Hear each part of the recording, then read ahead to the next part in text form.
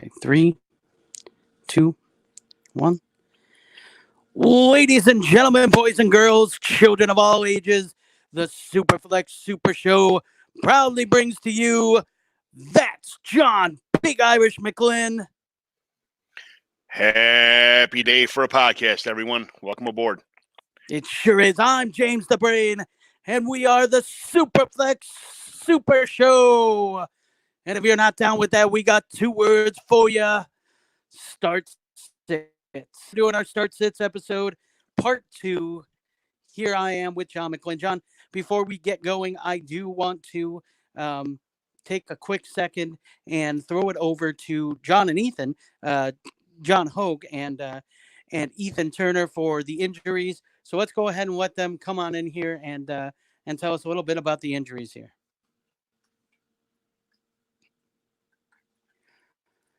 Awesome. All right, thanks, guys. And before we get going, I do want to let our listeners know, John, about the Dynasty Game Night. Look, we all play fantasy football for fun. Informational podcasts are awesome, but sometimes you just want to listen to something fun. Well, the Dynasty Game Night podcast is all about having fun and playing fantasy football related games with friends and with the community. You can find that on Podbean, Stitcher, iTunes. You can also go to the DLF family of podcasts on dynastyleaguefootball.com and subscribe there to that great podcast and others just like it that are also fantastic. So, all right, John, let's not waste any more time. You have the first game, Jacksonville Jaguars, Indianapolis Colts. That is your game. This one could be fun, John. Who are your green lights? Who's your yellow lights? Who's your red lights? Green lights for the Jaguars. Leonard Fournette. He should get a lot of work this game. The guy's coming around, catching the ball. He's making things happen. He's getting some yardage even after contact. Everything's just going right for Leonard Fournette right now. He's working on full motion. DJ Chark, another guy.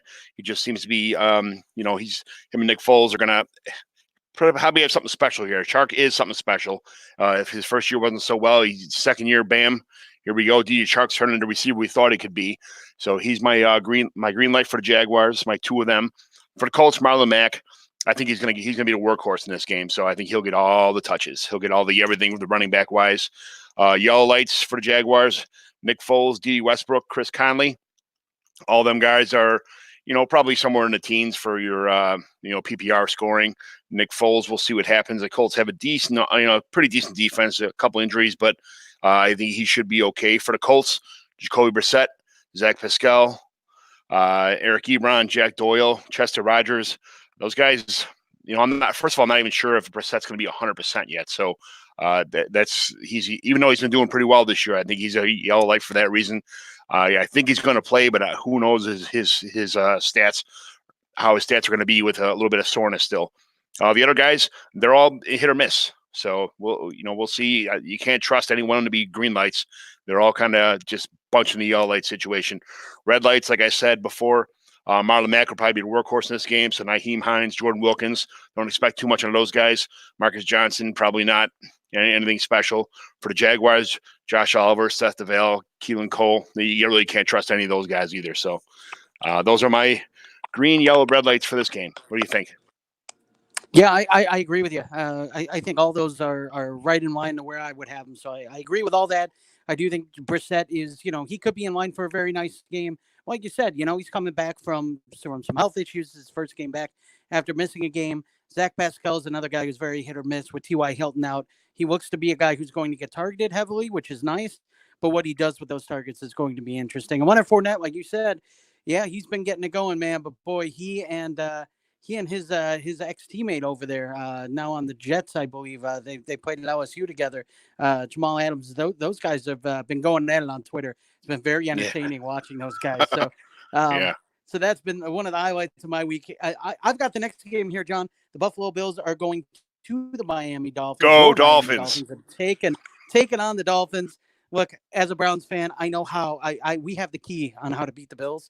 So So listen closely, okay? Dolphins. No, my green light here is Josh Allen and Devin Singletary. Look, Josh Allen, he is really good at getting you points with your legs, and the way you beat the Miami Dolphins lately has been on the ground. So I do think that Josh Allen can have success in this game through the air and on the ground. I think he's going to have a nice game. Devin Singletary has been taking carries away from Frank Gore. He looks to be trending in the direction of a bell cow back.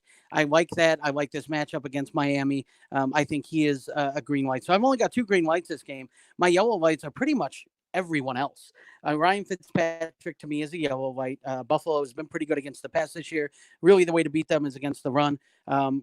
Which brings me to Kalen Ballage. He's a yellow light only because he's going against a team that, you can run against, and he gets a heavy workload. I'm not sure why. He's not really doing much with it, but he does get a heavy workload. Last week saw 20 carries. I could see that being the case again this week just because this run defense is bad. If you're going to stay in this game and you're the Miami Dolphins, you're going to have to run the ball successfully. Mike Gesicki is another guy. He's a yellow light for me.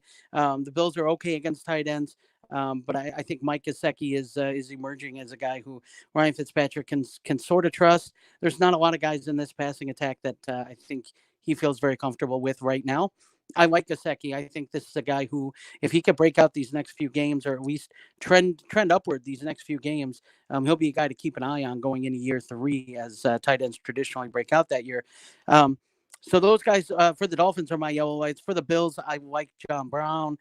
He's been good, but I mean, man, if he doesn't connect on that deep ball, his day is kind of made or broke with those deep passes. So he's got to connect on one of those. I think he has a pretty decent chance of it, but he's just not consistent. So enough for me to be a green light. Didn't really do much against Cleveland last week. Cole Beasley is another guy who seems to find the end zone rather frequently. He's targeted in the red zone a lot. But, he's hit or miss. He's boom or bust with that touchdown potential. Dawson Knox is another guy who I like with Miami. He's actually pretty decent against tight ends. But I do think Dawson Knox is a guy who could find some relevance in the passing game in this one. So those are my yellow lights. My red lights, Devontae Parker. I really feel like Trey White is going to be on Devontae Parker. I think he's probably going to shadow him, which means it's going to be, I don't know that Miami's even really going to want to target Devontae Parker very much in this one. Another red light for me is Allen Hurns. I just don't think he's talented enough to be consistent week in and week out. I just wouldn't want to rely on him. So, John, what do you think? Am I totally off base here evaluating your Dolphins in this one? No, I think they're going to have to use Kalen Ballage in this game just because they have to out of necessity. You got one running back on suspension. You got Myles Gaskin, Patrick Laird. They don't have much. Even though Ballage is probably not the best running back in the roster right now, I think Gaskin might emerge as the running back to own in this backfield. But and I know it really kind of stinks because the Mike Gesicki showed a couple flashes for a couple weeks. Like, yeah, he's starting to get 5 targets, 60 yards, 5 targets, 72 yards, whatever it was. And then all of a sudden he went back in the dumpster again. But it's okay. I mean, I don't mind a couple flashes here and there out of a young tight end who's starting to get the offense. It's good for the future. Like you said, year 3 breakout. Maybe it might take year 4, year 5 for some of these guys, but at least we know what he's got. We know that he's a spark score freak, and we know that he can do a lot of anything on the field. But I do like that there is flashes, and that makes me happy. Dawson Knox, it seems like he's a year behind Gesicki, another guy that we're expecting big things from, but not really panning out. John Brown, exactly. He's a typical flex 2, a guy you can always put your second flex spot, or maybe even wide receiver 3 at the very best. He's going to get you, 12 points, 13 points, but he's never going to be that guy you really need. He'll never move up your roster as your wide receiver 2, wide receiver 1. I don't think he'll ever be that guy on anybody's roster. You might get lucky for every once in a while, get a boom bust week out of him, but that's it. So, I don't know. That's everything else perfect on this one. Yeah, John, I agree with you there as far as John Brown goes too. But let's move on because you have a really interesting game. Might be the game of the week, honestly, and that's the Houston Texans going to Baltimore to take on the Ravens. I know I'm looking forward to this one. I think this is going to be a test for both these teams. So, John, tell me who's the guys that we're starting? Who are the yellow lights that we're proceeding with caution on, and who are the red lights that we're just not going to start in this one? The green lights, Deshaun Watson, Lamar Jackson. This is going to be when you get 2 awesome quarterbacks who are at the top of their game playing against each other. I mean, they're not game managers, they're game they're just players. It's awesome to watch these two play. They're quarterbacks, they're athletes, they're running backs, they're every position on the field. I mean, if they could catch the ball, if they could throw the ball to themselves and catch the ball, that would be the only thing that would be better than these two guys.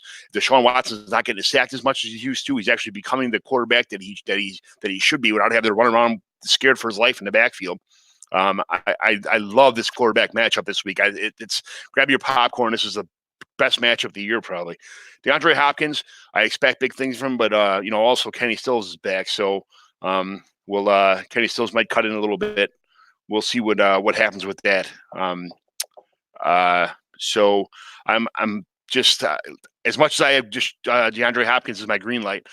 I like him, but he's kind of borderline green and yellow for me, but he's my green light just because of his ability and the situation here and the defensive matchup. Even though it is tough, DeAndre Hopkins is almost matchup proof.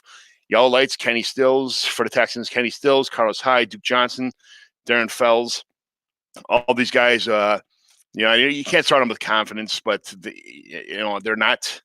All these guys have had pretty decent games, but they just it's a teeter-totter every week. Every couple of weeks, somebody has a decent game. Maybe Duke Johnson might be the exception where he's only had one decent game all season. But for the Ravens, Mark Ingram, Nick Boyle. Nick Boyle's kind of a y'all light because he just seems to I think he is the guy who is looking like a decent tight end matchup, a decent tight end to throw in your lineup. It's very hard to pick tight ends, they're kind of like, if you catch a touchdown, he's your favorite guy in the world. If not, it's always, one or two catches for 15, 20 yards. But Nick Boyle just seems to have a lot of stuff going for him right now. Red lights, Jordan Akins, DeAndre Carter, Keke Coutee for the Texans. Ravens, Willie Snead, Hayden Hurst, Miles Boykin, Gus Edwards. This is a great matchup for quarterbacks and, maybe a couple guys, but this is a good Ravens got a good defense. Texans aren't they're bad paper wise, stat wise, but they're still decent as a lot of they're decent at a lot of things they're supposed to be doing on defense. They just give up a lot of yards and some points. But they are without a couple of their key spots right now. They're kind of beat up, but they do have they pose a great matchup. They're not good on paper. But anyway, those are mine. I don't mean to ramble anymore on that. No, that was really good. I think a lot of those I agree with. But let me ask you this: a guy who I'm contemplating starting in a league that I need a tight end in is Mark Andrews, and I didn't see him on here. I know you listed Nick Boyle, but what about Mark Andrews? Where would you put him? Is he a yellow light for you in this matchup, or what do we think with Mark Andrews? You know what? I forgot Mark Andrews on here. I was thinking about him earlier, but I do. He's just. I love Mark Andrews as the player. I mean, I thought he's awesome. He had some foot issues earlier in the season, but I think he's probably going to get he's anywhere from like 3 to 5 to 7 catches a week. He's doing pretty good. He'd probably be yellow light also in this matchup. He wouldn't be green light. I think that's what I was considering, like where to put him, and I forgot to add him in here. But I do like Mark Andrews a lot. Thanks for bringing him up, but I don't think he's what everybody had him sought out to be early in the season. I think you're going to see a guy like him probably get maybe 4 catches for 40 yards or something like that this game. I'm not really sure that he's going to be he settled down into his regular position, I think. Yeah, I think early in the year he was really looking like he was going to be a top 5 tight end, and then he kind of slowed down on his production last week with 2 touchdown catches. He really helped out. He started. Yeah, so Watch now. Yeah, it's going to be interesting with him to kind of see where his trajectory takes him over these last few weeks. But no, I agree with everything you said there, John. I'm going to go ahead and go to the next game, and I've got a real barn burner. The Cincinnati Bengals, whenever they're involved in a game, is always fun.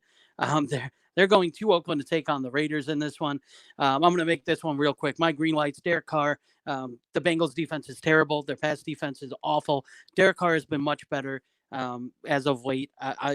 This team as of right now would be a playoff team if the season ended. That's how good Oakland has been, and Derek Carr has been a big reason why. I think this is a nice matchup for him. It's a nice matchup for Tyrell Williams. He's the number one wide receiver there. He gets a lot of looks, especially in the red zone. Darren Waller's another guy. His numbers have kind of sloped down a little bit lately here, but I expect him to have a nice game too. I think this is a nice get right game against a Cincinnati team that's going on the road to take on the Raiders. Josh Jacobs has been very good. I think the Raiders get up early in this game and probably can afford to run the ball a little bit. And I think Jacobs is that kind of guy who can wear down a defense and wait in the game, take advantage of a tired defensive front. So I really like those guys. Those guys are green lights for the Oakland Raiders for me. The only green light for me for the Bengals is Tyler Eifert. I'm not a huge Tyler Eifert fan. Yeah, I don't like Tyler Eifert, and I don't think that this is going. This might be the only time all year I'd have him as a green light. But the Raiders are terrible against tight ends, and I mean terrible. So Tyler Eifert's the one guy in that Bengals offense that if I said, hey, you know what, who's going to score a touchdown, that would be the guy I would bet on is Tyler Eifert. So I'd put him as a green light. My yellow lights, Ryan Finley. Look, this Oakland defense has given up a lot of points, especially yards to quarterbacks. Not so much scores, but a lot of yards, and that adds up to fantasy points. Joe Mixon's a yellow light for me. He's starting to come on here and there. It really depends on the blocking up front, but he's had some spotty success. I still think he's a very talented back, so it wouldn't shock me if he had a good game, but it also wouldn't shock me if he put up a stinker. So I'm using him as a yellow light. Kind of proceed with caution with him. Tyler Boyd's another guy. Look, he is supposed to be the number one wide receiver in this offense. I think eventually, over the course of these next few games, Finley's going to get more and more used to using him. I do think Cincinnati's going to have to throw the ball a lot, probably being behind in this one. And so I think Tyler Boyd can get some garbage time stats to make him a yellow light. Hunter Renfrow, this is a guy who has been very, very good lately. The Bengals have been giving up some points to slot receivers. So I think Hunter Renfrow can have a nice game. I just think he takes a step back to Williams and Waller in this one and Jacobs as well. So I'd limit my expectations with him. My red lights, Auden Tate. I really like Auden Tate. He's a guy who I've liked ever since he got taken out of Florida State. But I don't know that Ryan Finley's going to make it a habit to get him the ball. I think this Tyler Eifert's going to have some touches. I think Boyd is going to have see a high target share. So I think Tate might be the odd guy out in this one. I wouldn't expect a lot from him. Jalen Richard's a guy. He had 4 receptions last game and led the Raiders in receiving. I don't think that happens again. If you're looking at him and going, you know what, that might not be a bad flex play in a PPR format. I don't know that that's the case. So, John, you have anything to add on this one? That was awfully weird that Richard came in late in the game last week and kept, getting a couple catches and getting a couple touches. I was like, why isn't Jacobs in there? Why isn't Jacobs in there? I couldn't believe it. Richard got so much touches. But, speaking of someone else who got a lot of touches, Joe Mixon had 30 carries last week. I mean, that can't happen every week. Joe Mixon's not built like that. So I wouldn't expect, I'm glad you have him as EL light because I'm not sure if he gets 18 or 20 touches like a normal work back. He might not have the 100-yard game that he got last week. So that's a good yellow light, Joe Mixon. But the rest of these, I agree with 100%. It's a nice evaluation. Yeah, thank you. Joe Mixon also, I think, Gio got hurt in that game, didn't he? And so I think that kind of really forced their hand. Forced Mixon into some more action. I agree with you. I don't think that's going to be the case moving forward.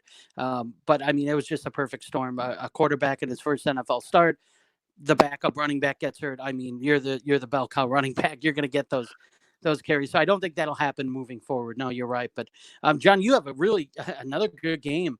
And again, I don't know if it's going to be good for fantasy purposes, but it sounds like a good game on paper to actually watch. And that is the New England Patriots going to Philadelphia to take on the Philadelphia Eagles in a Super Bowl rematch from a couple years back.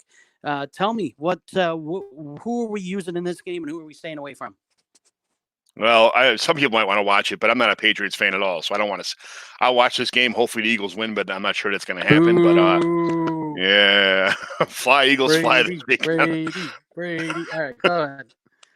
Well, he's on my green lights. You can't ever not have Tom Brady in a green light. He's just he's a GOAT for a reason.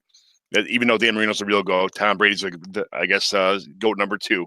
But Tom Brady, No, Julian no, no, Edelman. you can't just gloss over that. No, you don't get away with that here, man. All right, go Yeah, ahead. he got a couple Go more ahead. rings than Marino, but whatever. Yeah. Tom Brady, Julian Edelman, James White, Mohamed Sanu. Sanu's new to the scene, but the guy just knows the offense. He's caught on. To expect somebody to walk into the Patriots offense, which everybody's had a problem coming into, for him to walk into this offense, know the system, and catch on right away, it's unbelievable. Sanu's a special player. I mean, he kind of got buried a little bit in Atlanta, but man, that was what a transition for him to come on. It was a godsend for him to take over in New England when they lost Josh Gordon. Yeah, no, Eagles, I agree with you. He's such a selfless player. Yes. He's not into it. Yeah, this guy blocks. He doesn't ask for the ball. He's happy to block, happy to do whatever he can to help a team win. That was evident in Atlanta. Man, what a perfect fit over in New England to add on. Absolutely. John, sorry, but yeah, no, go ahead. No, perfect. Eagles, I don't have any red lights. I don't have any green lights. I mean, the Patriots have an outstanding defense. They're going to be they have a great defensive front. They have great linebackers. They have great secondary, and they know how to mesh as a team and just kind of make the entire defense like it's a Swiss watch. It's everything works together in some kind of crazy fashion where nobody can seem to penetrate the Patriots defense. So I don't think they're going to be scoring the same amount of points that they have been in for your fantasy teams the first half of the season. So if I was a Patriots defense owner, I'd be looking to trade them pretty soon. If I was, they got a pretty rough schedule coming up later in the year, but not rough, but rougher than what they've had. But I don't have any, for that matter, I don't have any green lights for the Eagles at all. My yellow lights for the Patriots: Philip Dorsett, Sony Michel, Rex Burkhead. When Rex Burkhead's healthy, everybody just kind of everybody gets a little bit piece of the pie instead of like a half the pie or a third of the pie. When Rex Burkhead's happy, everybody gets an eighth of the pie, or it's about small chunks. So don't expect anything crazy from Sony Michel, or he's not going to have the opportunities that he has with to take over some Rex Burkhead's absent carries. So Eagles: Carson Wentz, Miles Sanders, Zach Ertz, Dallas Goedert, Nelson Aguilar. I wanted to move down, but just for opportunity reasons alone, I had to keep him in the yellow light. But Carson Wentz, I think he's going to have to throw the ball. It's a lot of dump offs to Miles Sanders probably. And we're probably not going to see Jordan Howard this week is what it sounds like. They signed Jay Ajayi. So Sanders, I'm not sure Ajayi is going to play. He's not even on my list this week. But I think Sanders is going to get the workload this week.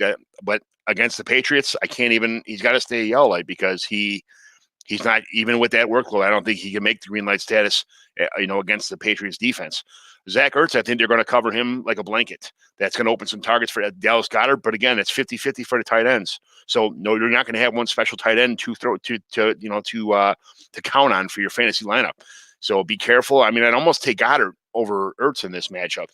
Aguilar, nothing special. He's been a fan favorite of mine for the last couple of years, but he just seems to be playing. He's trying to play himself out of this league, and it's kind of working. But he's got another shot at some decent yardage this week. So for the red lights, Patriots: Ben Watson, Mac Hollins, Boston Scott. None of those guys are really fantasy viable. And again, for the Eagles, red light: Jordan Howard. He's got that shoulder stinger. I don't think he's going to play this week. I think they're going to have Jay Ajayi probably suited up on the sidelines, but I don't think he's going to. He's definitely a red light. I don't think he'll, even though he knows the offense, I don't think he's going to see much time at all. I think it's going to be the Miles Sanders show. Jaws, JJ Arcega-Whiteside. I love the guy. He's not ready yet, but he might get a catch or two.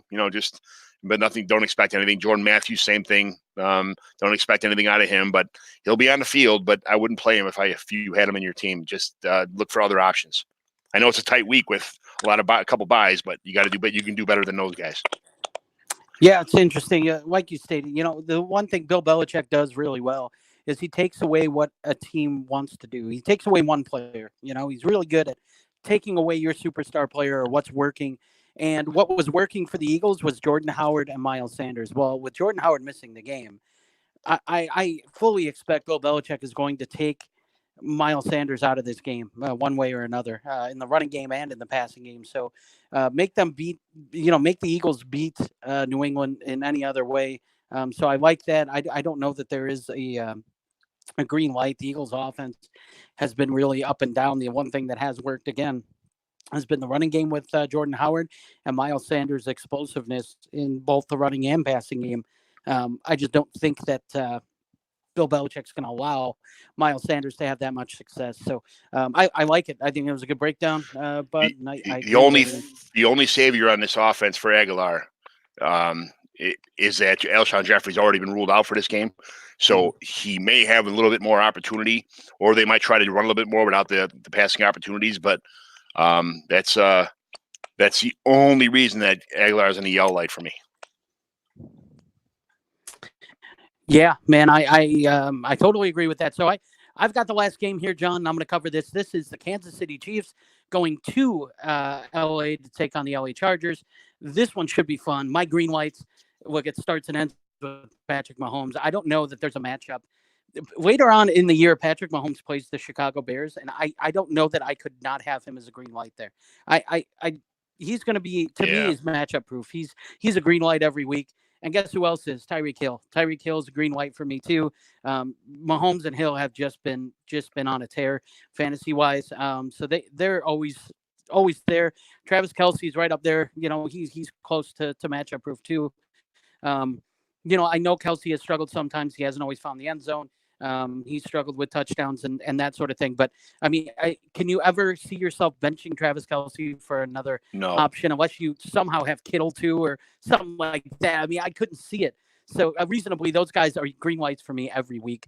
Melvin Gordon and Austin Ekeler are both green lights for me this week. The Chiefs are really good against the pass, especially wide receivers. But boy, do they struggle against running backs, both in the running and pass catching game too. So Melvin Gordon can have a really good game on the ground here. He's starting to come into his own. He's seeing some touchdowns too, which is helping his fantasy stock. Austin Ekeler, I still think, can be a very viable fantasy option this week out of the backfield catching the ball. The Chiefs do not do a good job in limiting pass catching back. So all those guys are my green lights this week for me. Yellow lights, Phillip Rivers. Hey, look, you know, the Chiefs have been really pretty good against the pass, but they're about middle of the road against quarterbacks and tight ends. So Hunter Henry is also a guy I will have as a yellow light. This is a guy who has really been good against wide receivers. They're a little they went up a little bit more to tight ends, to opposing tight ends. So I think Hunter Henry might get targeted just as heavily, if not even more heavily in this one. And Keenan Allen's going to be a yellow light for me for the Chargers as well. Well, Keenan Allen, we know the talent is there. It hasn't portrayed on the field a lot. It's been really hit or miss for Keenan Allen. He started out really good, and he's struggled a little bit since. But I think we all know Keenan Allen's good. It's just a matter of, you know, this offense, the injuries they sustained, and just, you know, trying to find some level of consistency. I think Keenan Allen's going to be a go-to guy, especially if this is a shootout. Kansas City scores a bunch of points. I mean, they normally do, especially when Mahomes is healthy. I think that means the Chargers, one way or another, are going to have to throw the ball, which means volume. I think Keenan Allen's going to see a decent amount of that volume. So he'll be a yellow light for me. Also, Damian Williams for the Chiefs. He has really kind of run away with that starting job now. LaShawn McCoy fumbled. Then Damian Williams last week fumbled. And then so I guess we'll see. But I do think Damian Williams is the guy there. He's proven to be the guy that Andy Reid seems to trust right now. LaShawn McCoy was a healthy scratch last week. So that tells me right there that I mean, he didn't even dress. So to me, he's not much of a threat. And I think Damian Williams, out of the rest of the backs that are there, is the most talented. So I feel semi-comfortable using him. The Chargers are pretty good against the run, though. So I'm leaving him as a yellow light. My red lights start with Mike Williams. Again, Kansas City good against opposing wide receivers. If the passing volume is going to go up, I think that's going to favor Hunter Henry and Keenan Allen more than Mike Williams. I do like Mike Williams. I just don't know that this is the week that I would feel comfortable playing him. Mecole Hardman is another guy, and Sammy Watkins. Those guys are both red lights for me, too. Chargers are really good against wide receivers. The only reason why Tyreek Hill is a green light is because he and Mahomes have such chemistry. All he needs is one big touchdown catch, and he's been getting that. And he's also been getting targeted an awful lot. He's the exception to this rule. I think the other guys here are going to struggle to see targets with Hardman and Watkins. So I wouldn't start those guys if I didn't have to. So, John, what do you think? This is our last game. What do you think about the Chiefs and the Chargers here? I love Gordon as green light. I think he come back with fresh legs, ready to go this year, and he's proven they're giving him the red zone carries, which he wasn't used to being a red zone guy. He but he's killing it he's killing it now. Keenan Allen, I think this is one of the weeks where you'll be regretting not starting Keenan Allen. I think he's pretty close to a green light for me. Like you said, he's getting all the targets. He just hasn't. He hasn't been able to produce after the targets last couple of weeks, but he's due for a touchdown. How do you go? Positive regression game. This is. I think this is gonna be the Keenan Allen game this week. Like you said, a lot of points will be scored in this game. It'll be a Keenan Allen show, I think. But you got to keep him as the outlight because they haven't been producing that much lately. But other than that, that's why they call you James the Brain, because you know it all, brother. Oh man, I do not know it all. I can tell you that much. But after a week where the Cleveland Browns win a football game and all we can talk about is Myles Garrett swinging a helmet at Mason Rudolph, I am happy to have the distraction of recording this podcast and doing this with you, brother. So thank you so much. And thank you to the listeners. We appreciate each and every one of you. Make sure that you tune in to all the episodes. We're on Monday through Friday. We've got new episodes dropping. So make sure you listen. Actually, I'm sorry. It's Tuesday through Saturday. We have new episodes dropping. So make sure you listen to all those and give us a rate and review. Also, if you can, we appreciate you all. And John, what do they say now? They say to stay sexy and super flexy. Thanks for listening.